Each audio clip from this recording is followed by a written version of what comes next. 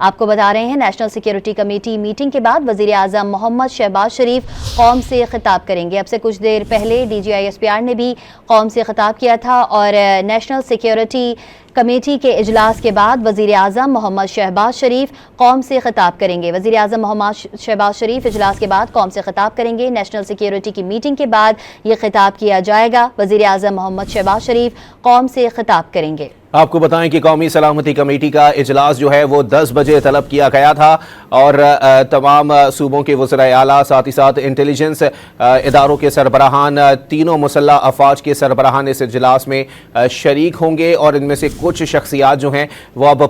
वज़ीर आज़म हाउस पहुँचना शुरू हो गए हैं और अब से कुछ देर बाद बाकायदा इस इजलास का आगाज़ हो जाएगा। सनाउल्लाह खान, चीफ रिपोर्टर इस्लामाबाद, हमारे साथ मौजूद हैं। जी सनाउल्लाह, मज़ीद अपडेट कीजिएगा इस हवाले से। आपको बताएं कि कौमी सलामती कमेटी का इजलास अब से कुछ देर बाद शुरू हो जाएगा और अब ये इतलात हैं कि इजलास के बाद वज़ीर आज़म मियां मोहम्मद शहबाज शरीफ कौम से खिताब करेंगे और भारत की जानिब से होने वाली दहशतगर्दी पर जो पाकिस्तान ने जवाबी कार्रवाई की है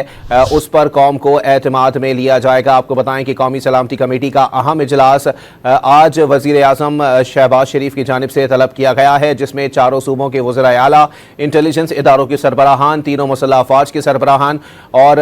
दीगर आला हुकाम जो हैं वो इस इजलास में शरीक होंगे और शुरका को जो है वो पाकिस्तान की जानिब से भारत की दहशतगर्दी के बाद जवाबी कार्रवाई के हवाले से ब्रीफिंग दी जाएगी और साथ ही साथ फैसला किया जाएगा कि आया पाकिस्तान की जानिब से मुमकिन तौर पर क्या इक़दामात उठाए जा सकते हैं खारजा सतह के ऊपर, दिफाई सतह के ऊपर, और साथ ही साथ ये भी वाज़ेह किया जाएगा कि पाकिस्तान अपनी खारजा पॉलिसी किस हद तक मज़ीद मौसर बनाने की जो है वो नीयत रखता है। वाज़ेह तौर पर आपको बताते चलें कि अब से कुछ देर बाद इस इजलास का बाकायदा आगाज़ हो जाएगा और इजलास के बाद वज़ीर आज़म मियां मोहम्मद शहबाज शरीफ कौम से खिताब भी करेंगे, जिसमें वो भारत की जानिब से होने वाली जारहत के जवाब में पाकिस्तान की जानिब से जो भरपूर जवाब दिया गया है उस पर कौम को एतमाद में भी लेंगे।